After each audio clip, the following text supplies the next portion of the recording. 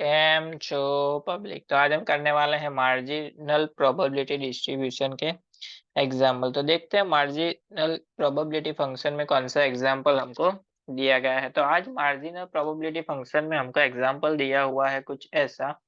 The joint distribution of X and Y. And X and Y का जो distribution है वो किसमें हमको दिया हुआ है, एक फंक्शन में दिया हुआ है। फंक्शन है F of X Y is equal to X plus Y by 21, जहां पे x की वैल्यू कहां से कहां तक है 1 2 एंड 3 एंड y की वैल्यू क्या है 1 एंड 2। तो यहाँ पे हमको फाइंड करना है, फाइंड द मार्जिनल डिस्ट्रीब्यूशन। तो देखते हैं कैसे करेंगे हम। सबसे पहले तो हमको यहाँ पे x एंड y क्या क्या दिया हुआ है। यहाँ पे हम ले लेते हैं y एंड इसको ले लेते हैं हम x। यानी x की वैल्यू को हम यहाँ पुट करेंगे 1 2 एंड 3। y की वैल्यू को यहाँ पुट करेंगे 1 एंड 2। मैक्सिमम हमको यही लेना है। चलिए, अगर हम इस वाले फंक्शन में, फंक्शन हमारा पास है F of X Y is equal to X plus Y by 21।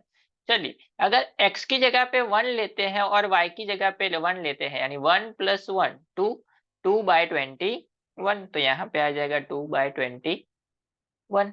अगर x की जगह पे 1 लेते हैं, y की जगह पे 2 लेते हैं, यानी 1 प्लस 2 3, 3 बाय 21।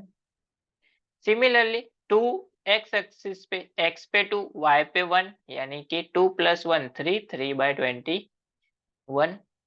यहाँ पे आ जाएगा x की जगह पे 2 y की जगह पे 2, यानी 2 plus 2 4 by 21। 3 1 3 plus 1 4 by 21। 3 plus 2 5 5 by 21। सभी टेबल हमारा तो प्रिपेयर हो गया। यहाँ पे हमको फाइंड करना है मार्जिनल डिस्ट्रीब्यूशन, यानी कि इस वाले इन तीनों का सम करना है, यहाँ पे लिखना है, इन तीनों का सम करके यहाँ पे लिखना है, इन दोनों का सम यहाँ पे लिखना है, इन दोनों का सम यहाँ पे, यानी इन दोनों का सम यहाँ पे। लेकिन वो हम डायरेक्ट टेबल में नहीं लिख सकते, उसके लिए हमको सम को ऐसे सॉल्व करना पड़ेगा। अगर हम probability for x is equal to 1 find करेंगे तो कैसे करेंगे। x की जगह पे तो 1 रहेगा तो y चेंज होगा। x इज इक्वल टू 1 रहेगा, y की जगह पे क्या आएगा 1 plus probability for x is equal to 1 and y is equal to हो जाएगा 2। चलिए, x की जगह पे 1 y की जगह पे 1 ये रहा, यानी 2 बाय 21 प्लस x की जगह पे 1 ये रहा, y की जगह पे 2 ये रहा, यानी कि 3 बाय 21। एलसीएम हो जाएगा 21, 3 प्लस 2 5, यानी उसका आंसर हो गया 5 बाय 21। यानी कि यहाँ पे हमारी वैल्यू क्या मिली 5 बाय 21। उसी तरह से ये फाइंड कर सकते हैं हम।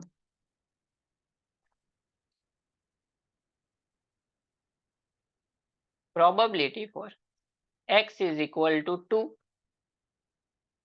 2 1 3 बाय 21 प्लस 4 बाय 21, ये हो जाएगा 7 बाय 21। उसी तरह से probability for x is equal to 3 find कर सकते हैं हम। 3 1 4 बाय 21 प्लस 3 2, यानी 5 बाय 21, यानी हो गया 9 बाय 21। यहाँ पे आ जाएगा हमारा 7 बाय 21, यहाँ पे आ जाएगा हमारा 9 बाय 21। उसी तरह से हमको फाइंड करना है y के लिए। तो y के लिए क्या हो जाएगा, y के लिए तीनों का सम, यानी कि probability for y is equal to 1।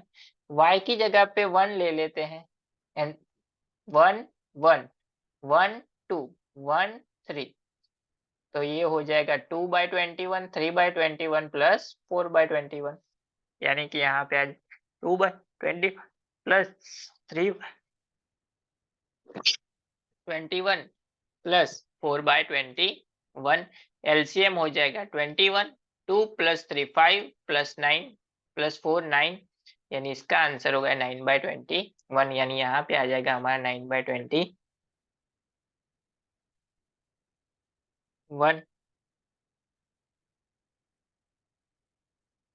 उसके बाद बारी आती है 2 के लिए। Probability for y is equal to 2 के लिए, तो उसमें भी सेम, इन तीनों का सम 3/21, 4/21, 5/21, 3/21 प्लस 4/21 प्लस 5/21, 3 प्लस 4 7, 7 प्लस 5 12, यानी हो जाएगा 12/21, यानी इसका आंसर हमको मिल गया 12/21। तो ये टेबल हमको मार्जिनल प्रोबेबिलिटी डिस्ट्रीब्यूशन हमको फाइंड करने के लिए बोला गया था, तो वो हमने कर दिया फॉर यूजिंग दिस फंक्शन।